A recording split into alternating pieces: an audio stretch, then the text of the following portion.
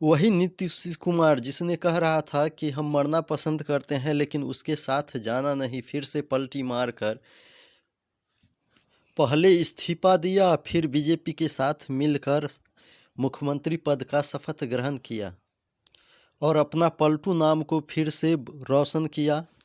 इस शपथ ग्रहण के साथ नीतीश कुमार का यह 9वां बार मुख्यमंत्री पद शपथ ग्रहण पूरा हुआ अवधि होनी चाहिए, जबकि पहला बार वह मुख्यमंत्री 3 मार्च 2000 ईस्वी को बना था और अभी 2024 तक वह 9 बार मुख्यमंत्री पद स्वीकार कर लिया। राहुल गांधी बिहार आकर अपनी कश्मीरी यात्रा को, भारत जोड़ो यात्रा को प्रकाशित करते हुए कहा, हम 4000 किलोमीटर का यात्रा कन्याकुमारी से कश्मीर तक, समुद्र से हिमालय तक।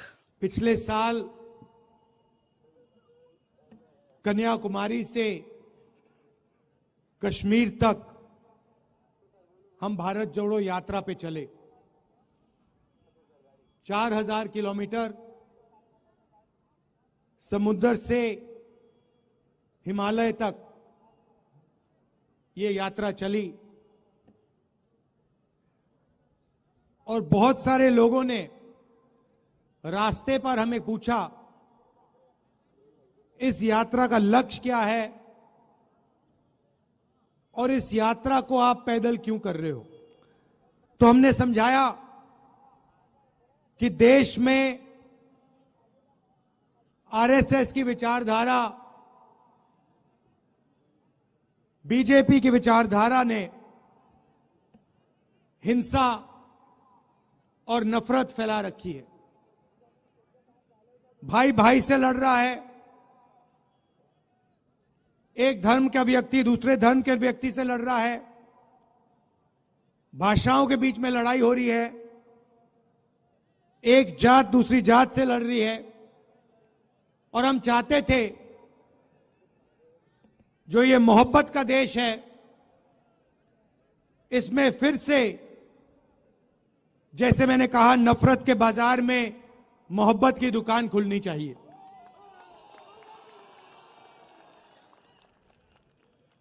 यात्रा में हम लाखों लोगों से मिले। सेल्फी का जमाना है तो हजारों लोगों के साथ सेल्फी हुई। 7 घंटे हम चलते थे, किसानों से, मजदूरों से, स्टूडेंट से, माताओं बहनों से बातचीत होती थी। उनके दिल में जो दर्द था, जो कठिनाइयां थी, वो हमें बताते थे। और शाम को 15 मिनट 20 मिनट के लिए हम अपनी बात रखते थे। और हिंदुस्तान की राजनीति पर यात्रा का बहुत बड़ा असर पड़ा।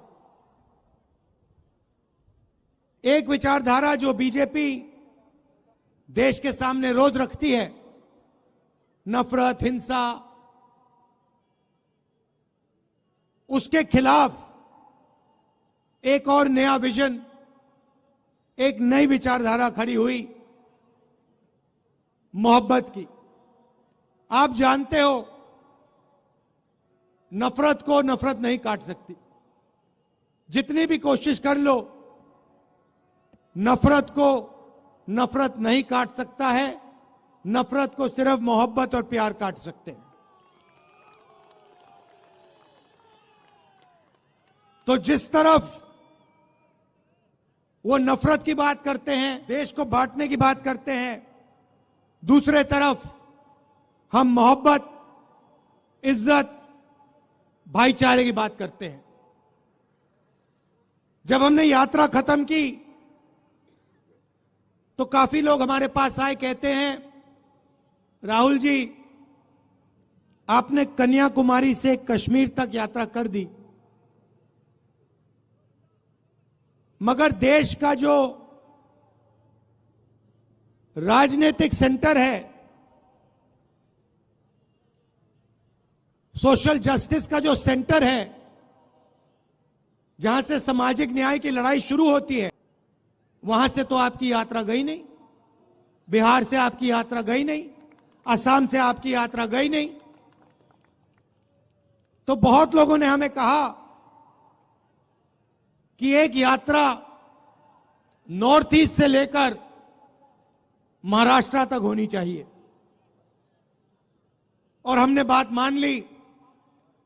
इसीलिए आज हम आपके सामने खड़े हैं।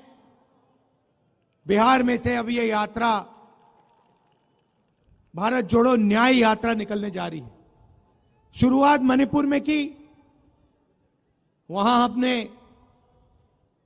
बीजेपी की जो विचारधारा है उसको अपनी आंखों से देखा। मणिपुर को 2 भागों में बांट दिया है, भाई को भाई से लड़ा दिया है, और पूरा प्रदेश 6-7 महीने से जलता जा रहा है। दुख की बात है कि हिंदुस्तान के प्रधानमंत्री आज तक मणिपुर नहीं गए। शर्म की बात है।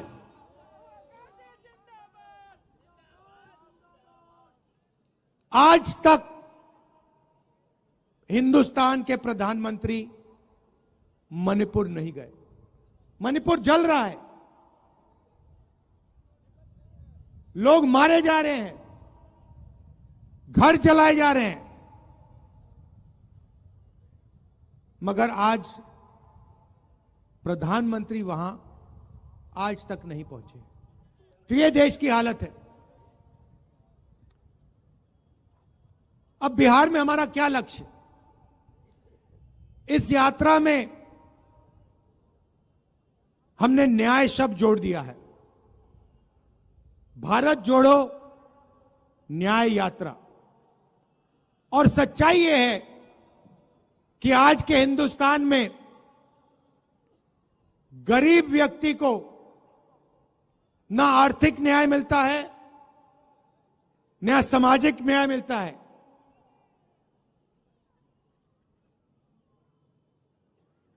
तो इसलिए हमने न्याय की बात जोड़ी है। मोदी जी की सरकार में 2-3 अरबपतियों को हिंदुस्तान का पूरा धन पकड़ा दिया जाता है, चाहे वो एयरपोर्ट हो, पोर्ट्स हो, इंफ्रास्ट्रक्चर हो, अस्पताल हो, यूनिवर्सिटी हो, सारा का सारा 2-3 बड़े उद्योगपतियों को पकड़ा जाता है। मगर जो हाथ से काम करता है, मजदूरी करता है, जो किसान खेती करता है, सरकार मदद नहीं करती है। उसके लिए बैंक के दरवाजे बंद हैं और उसके लिए नोटबंदी और जीएसटी है। अरबपतियों के लिए बैंक के दरवाजे खुले, प्रधानमंत्री का अफसर खुला, का ऑफिस खुला, सरकार के सारे दरवाजे उनके लिए खुले। तो यह बात हम आपके सामने रखना चाहते हैं। बिना सामाजिक न्याय और आर्थिक न्याय के यह देश प्रगति कर ही नहीं सकता है। ये खोखले शब्द हैं। ये जो विकास की बात करते रहते हैं, सामाजिक न्याय के बिना, आर्थिक न्याय के बिना यह काम किया ही नहीं जा सकता है। अंत में मैं आपको एक उदाहरण देना चाहता हूं। पूरा देश जानता है कि देश में सबसे बड़ी आबादी ओबीसी वर्ग की होती है। तकरीबन 50%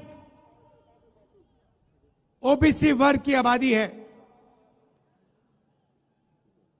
15% दलित हैं, 12% आदिवासी हैं,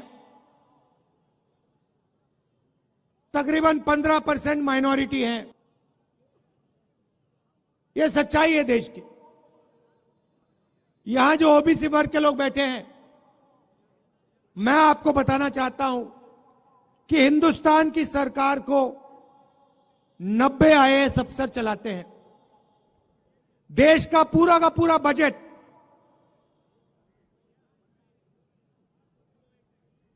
हर रुपया ये लोग निर्णय लेते हैं। डिफेंस में कितना पैसा जाएगा, स्वास्थ्य में कितना जाएगा, किसानों को कितना मिलेगा, ये 90 अफसर ये सारे के सारे निर्णय लेते हैं। इनके बिना बजट का 1 रुपया नहीं बांटा जा सकता। और मैं बिहार के ओबीसी से कहना चाहता हूं, पिछड़े वर्ग के लोगों से कहना चाहता हूं, इन 90 अफसरों में से ओबीसी वर्ग के सिर्फ 3 हैं। और अगर बजट में 100 रुपए बांटा जाता है तो ओबीसी वर्ग के अफसर सिर्फ 5 रुपए बांटते हैं। यह सच्चाई है। और ये ओबीसी वर्ग के साथ हो रही है, दलित वर्ग के साथ हो रही है, आदिवासी वर्ग के साथ हो रही है। इसलिए हमने सामाजिक न्याय का सबसे क्रांतिकारी काम करने का निर्णय ले लिया है। भाइयों और बहनों, इस देश को पता लग जाना चाहिए कि इस देश में ओबीसी कितने हैं, दलित कितने हैं, आदिवासी कितने हैं, जनरल कितने हैं। उस काम को करने के लिए जाति जनगणना की जरूरत है। जाति जनगणना एक क्रांतिकारी कदम है। जिस दिन जाति जनगणना हो जाएगा उस दिन देश के आदिवासियों को, दलितों को, पिछड़ों को, सबको पता लग जाएगा कि उनकी आबादी कितनी है। और फिर उससे पता लग जाएगा कि उनका हक कितना बनता है। जब तक सामाजिक न्याय के सवाल को हेड ऑन नहीं लिया जाएगा तब तक यह देश आगे नहीं बढ़ सकता है। तो यात्रा में 2-3 तरीके के न्याय की हम बात कर रहे हैं। सामाजिक न्याय और आर्थिक न्याय, इनके बिना देश प्रगति नहीं कर सकता है। और यह बात हम बिहार की जनता को बताने आए हैं। और आपके दिल में इसके बारे में जो विचार हैं, जो सोच है, उसको भी हम यहां समझने आए हैं। आपने इतने प्यार से मेरा स्वागत किया, हजारों लोग आए, आपने अपनी पूरी शक्ति, अपना प्यार इस यात्रा में डाला, हमारी मदद की। इसके लिए मैं पूरे बिहार को दिल से धन्यवाद करता हूं। आप एक बात मत भूलिए, जब भी देश में सामाजिक न्याय की बात हुई है, बिहार ने लीड ली है, आपने लीड ली है। और यह आपकी जिम्मेदारी है, क्योंकि देश आपकी ओर देखता है। जब सामाजिक न्याय की बात होती है, पूरा देश बिहार की ओर देखता है। तो यह आपकी जिम्मेदारी है और यह आपको पूरी करनी पड़ेगी। मैं बिहार के हर नागरिक से कह रहा हूं, देश में प्रगति होनी है तो आर्थिक और सामाजिक न्याय की जरूरत है। और सामाजिक न्याय को आपसे बेहतर कोई नहीं समझता है देश में। यह मैं आपको याद दिलाना चाहता हूं। आप सबका दिल से बहुत बहुत धन्यवाद। नमस्कार, जय हिंद।